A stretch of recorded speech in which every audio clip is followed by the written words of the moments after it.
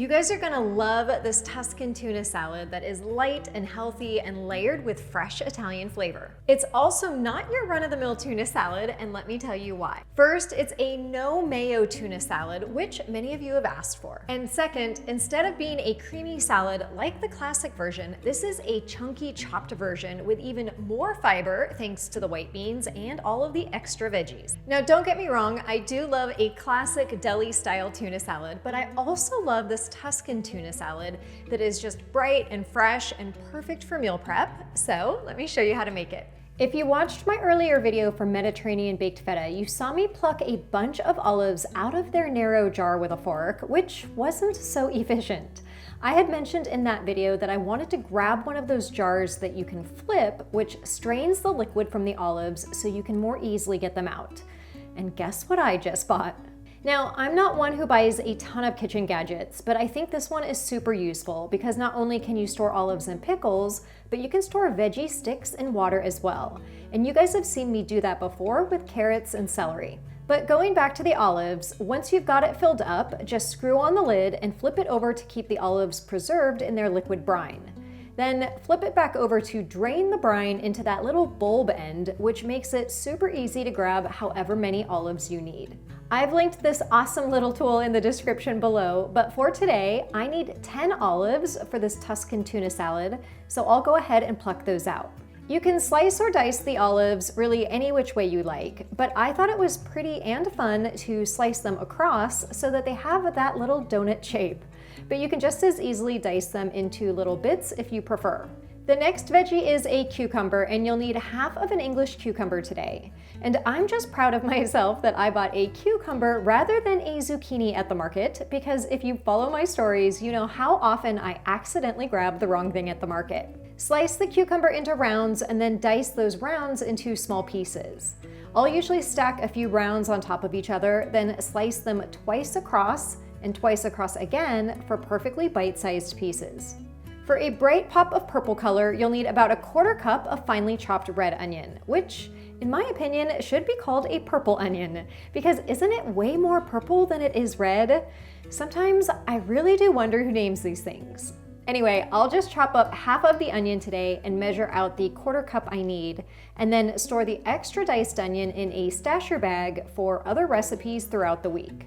Now comes the bright red color, and that's thanks to a roasted red pepper.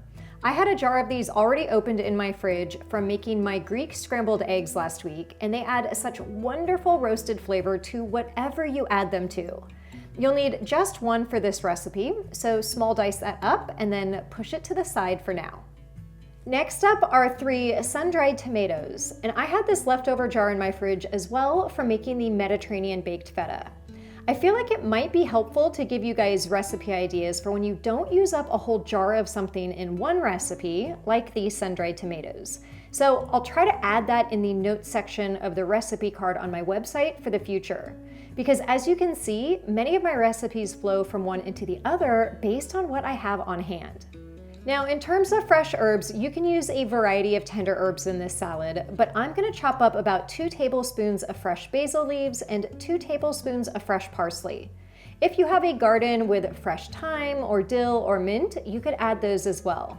I just recommend sticking to 2 of them so you don't go wild and crazy with different flavors. All right, it's time to get to the main ingredients for this salad, and they're the white beans and tuna fish. You can use soaked white beans or canned, it's up to you, as well as any variety, from navy beans to Great Northerns or cannellinis. I'm using one 15-ounce can of navy beans today, though I used Great Northerns the first time I tested this recipe. Navy beans are just a smidge smaller, and I also like that they held their shape together a bit better, at least when it comes to the canned versions. Give those a rinse until they're no longer all bubbly and foamy from the starch from the can, and then set those aside. For the tuna fish, I'm using albacore tuna, though again, any variety works. You'll need 2 cans, and I always get asked if I use tuna in water or oil. I actually buy Wild Planet tuna that isn't packed in either. It's not mushy tuna like some other cans, it's a whole tuna steak packed into a can, and that's it, no water or oil. The liquid in the can is just from the tuna itself, and there's not much of it, so I'll just drain that off. But you can see that this is one solid piece of tuna, which is great for a recipe like this, where you want more of a chunky texture rather than a creamy texture. So let's get to assembling this salad. Add the washed and drained white beans to a large mixing bowl along with the tuna fish. And to get it out of the cans, I'll just flake it out with a fork into larger chunks, and they'll break down a bit anyway as we go stirring it up. Then add the diced cucumber, the red onion, the roasted bell pepper, the olives, the sun-dried tomatoes, and for a little extra touch of brininess, which pairs so well with the tuna, I'm adding 2 tablespoons of drained capers. Add the chopped basil and parsley, and then in terms of a dressing, I'm keeping it super simple. I'll squeeze half of a fresh lemon into the bowl, which is about 1.5 tablespoons of lemon juice, and then add 2 tablespoons of extra virgin olive oil. Now, I will say that this is pretty light on the dressing, so if you'd like to add a little bit more of each, feel free to do so. You could also add a few tablespoons of my lemon vinaigrette recipe if you have that prepared. And to finish off this salad, add a sprinkle of salt and pepper.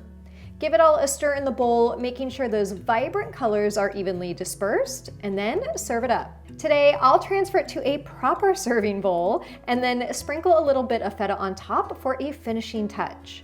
For my dairy-free downshifters, you can simply leave the feta off and enjoy this salad without it, and I'm happy to report that it is equally delicious either way.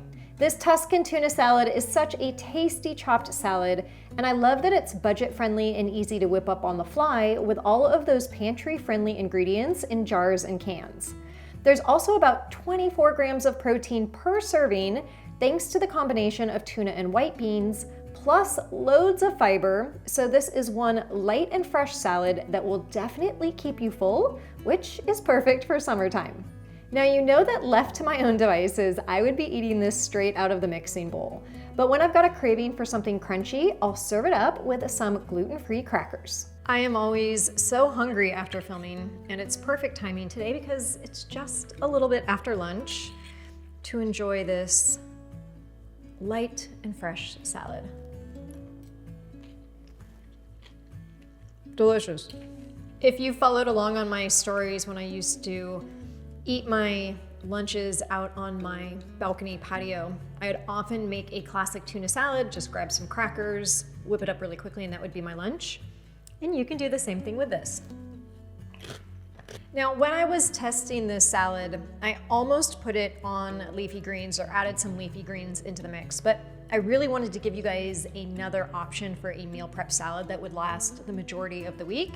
And this is a great option. Now, if you do want to add some leafy greens, you could just get a bowl, put your favorite leafy greens. I would probably put baby spinach and then put a few spoonfuls of this on top.